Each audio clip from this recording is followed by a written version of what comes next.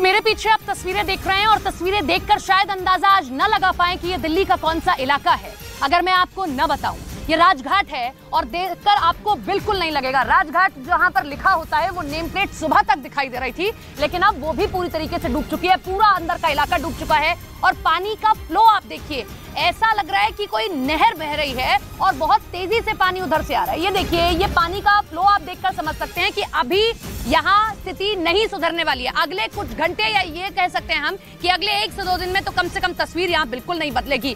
भले ही यमुना के जलस्तर में गिरावट आ गई हो, लेकिन अभी भी स्थिति ऐसी है। मेरी खुद की तस्वीर आप देख लीजिए। अब अगर मैं और थोड़ा सा आगे गई, किशन तस्वीर दिखाए मेरी, तो अगर मैं थोड़ा सा और आगे गई तो शायद पानी यहाँ तक पहुंच जाए। यहीं तक आप देख सकते हैं कि मैं अभी बहुत आगे नहीं गई हूँ, अभी मैं मेन गेट से बहुत दूर हूँ, लेकिन यहाँ तक पानी आ चुका है। और मेन गेट की तस्वीर आप देख लीजिए। जो लोग इस वक्त टीवी देख रहे होंगे और ये तस्वीरें देख रहे होंगे, जो राजघाट कभी आए होंगे, वाकई में देखकर हैरान होंगे और हम खुद भी, क्योंकि देखिए कितना ये ऊंचा गेट है और वहां तक भी पानी भर चुका है। ये राजघाट की तस्वीर है। संदीप बोल हमारे साथ, हमारे सहयोगी जुड़ रहे हैं, करते हैं। संदीप, राजघाट की तस्वीर तो बिल्कुल डूबी हुई नजर आ रही है। आप कहाँ मौजूद है, वहां की तस्वीर दिखाइए, हालात बताइए।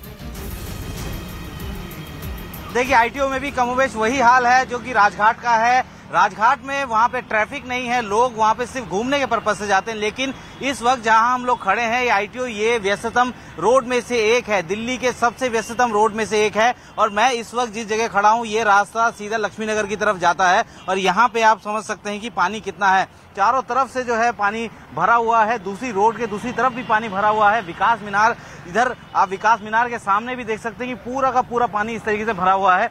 खास बात यह है कि सबको पता था, सारे लोगों को इस बात की जानकारी थी कि यहाँ पे आईटीओ में पानी भर चुका है, वहाँ पे यातायात की दिक्कतें हो सकती हैं। बावजूद इसके लोगों ने यही रूट चुनना पसंद किया और यही वजह है कि इस तरीके का हाल बना हुआ है।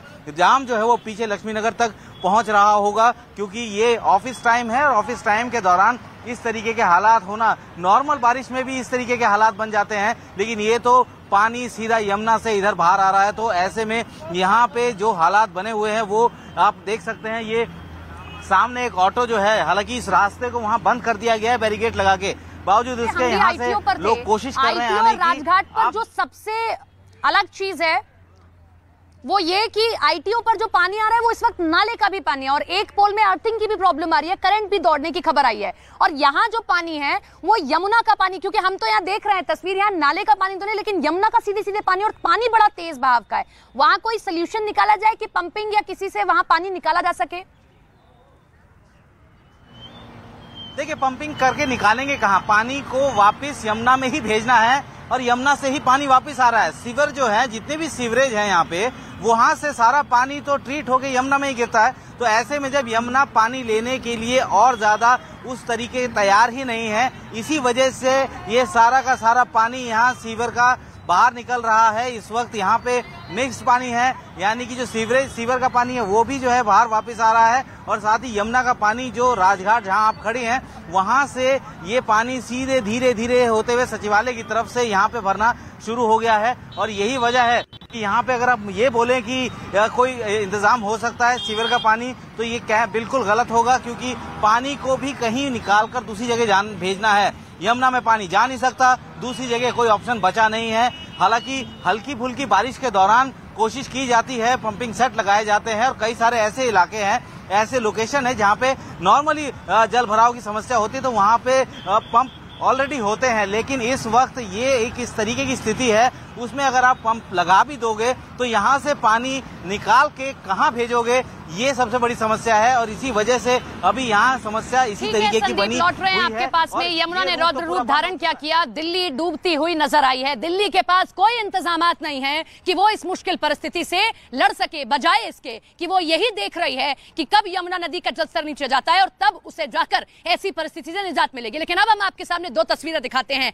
यमुना ने जैसे ही जलस्तर यमुना का बढ़ा, 2 जगहों पर खतरा ज्यादा मंडराया। पहला दिल्ली और यहां से महज 150 से 180 किलोमीटर दूर मथुरा, वहां पर भी स्थिति ऐसी ही है। निचले इलाके डूब चुके हैं। केसी घाट जहां पर आरती की जाती थी, वहां पर देखिए पूरी तरीके से डूब चुका है वो इलाका। ऐसा इलाका जहां वृंदावन के लोग परिक्रमा करने के लिए पहुंचते थे। सुबह सुबह जितने भी साधु संत होते हैं वृंदावन के, वो वहां परिक्रमा करते हैं, लेकिन वो पूरा इलाका डूब चुका है। जो आसपास के खेत हैं वो डूब चुके हैं। हैं। और ऐसे में वहां के लोगों से भी आह्वान किया गया और पर्यटकों से भी आह्वान किया गया है कि आप जो है अभी उन इलाकों में न जाएं, क्योंकि पर्यटक ऐसे में बोटिंग करने की कोशिश करते हैं, बिल्कुल रिस्की है। हम भी अपील करते हैं कि आप फिलहाल किसी भी तरीके से या तो मथुरा जाने से बचे, और अगर जा भी रहे हैं तो कम से कम यमुना की तरफ तो बिल्कुल रुख ना करें। हमारे साथ में संदीप लगातार बने हुए। संदीप, मैं जो तस्वीर अब ये ग्राउंड पर देख पा रही हूं, मुझे नहीं लगता कि अगले 102 दिन भी आपको राहत मिलेगी जब तक यमुना का जलस्तर खतरे के निशान के नीचे नहीं पहुंचता है। ठीक है, तस्वीर दिखाएंगे, उनका एक बार फिर से संपर्क करेंगे, लेकिन फिर से किशन तस्वीरें दिखाइए।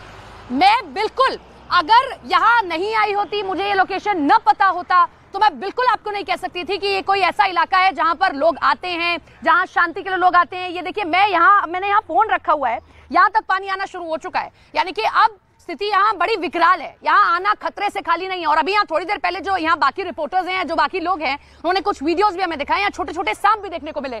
वो तस्वीर देखकर तो वाकई ये लगता है कि यहाँ कोई राजघाट या कोई ऐसा रास्ता था ही नहीं, ये तो कोई नहर थी, आसपास खेत थे। पहली तस्वीर तो मुझे लगता है ऐसी देखने को मिलती है। यहाँ लोगों का जमावड़ा बड़ी संख्या में रहा करता था, लेकिन अभी यहाँ आपको सिवाय पानी के कुछ नहीं दिखाई देगा। संदीप हमारे साथ लगातार हमारे सहयोगी बने हुए हैं। संदीप, मेरा सवाल वही कि 2-3 दिन तक मुझे नहीं लगता कि निजात मिलेगी ऐसी समस्या से, जब तक जलस्तर खतरे के निशान से नीचे नहीं पहुंचता है।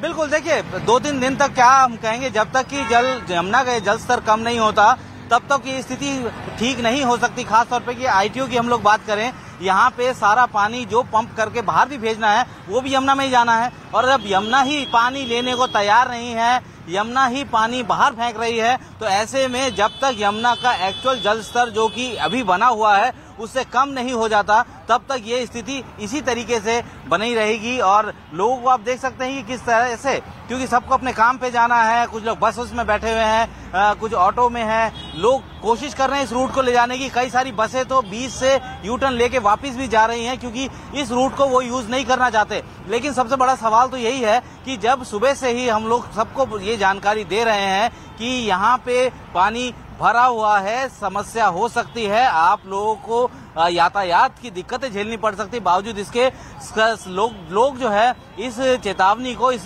जो एडवाइजरी है जो कि दिल्ली पुलिस की तरफ से भी जारी की गई है, उसको नजरअंदाज कर रहे हैं। और इसी वजह से स्थिति है। कुछ लोगों से हमारी बात हुई, उनसे पूछा, उनका ये कहना था कि हमें पता था कि पानी है यहाँ पे। ये जो लोग आईटीओ पर दिखाई दे रहे हैं, ये जो लोग यहाँ खड़े हुए हैं, तमाशबीन बनकर देख रहे हैं, लोगों से लगातार अपील की जा रही है कि आप ये नजारा देखने के लिए बाहर निकल रहे हैं, अपने कैमरों में कैद कर रहे हैं, लेकिन ये आपके लिए जानलेवा हो सकता है, लेकिन कोई मानने को तैयार नहीं है। इस बीच एक और बड़ी खबर आपको बता दें, डीडीएमई की बैठक हुई, इसमें फैसला लिया गया कि यूनिवर्सिटी, कॉलेज, स्कूल अगले आदेश तक यानी कि रविवार तक बंद रहने वाले हैं। और उस तक रविवार तक स्कूल, कॉलेज, यूनिवर्सिटी कुछ नहीं खुलेगा, क्योंकि दिल्ली इस वक्त थमी हुई है। दिल्ली में रफ्तार पर ब्रेक लग चुका है। कहीं भी आने और जाने में आपको दिक्कतों का सामना करना पड़ सकता है। लिहाजा आपसे लगातार अपील की जा रही है, जितने भी दर्शक इस वक्त टीवी देख रहे हैं, जितने भी दिल्ली के लोग हैं या दिल्ली कामकाज करने के लिए आते हैं, वो अभी अपने घरों में ही रहें।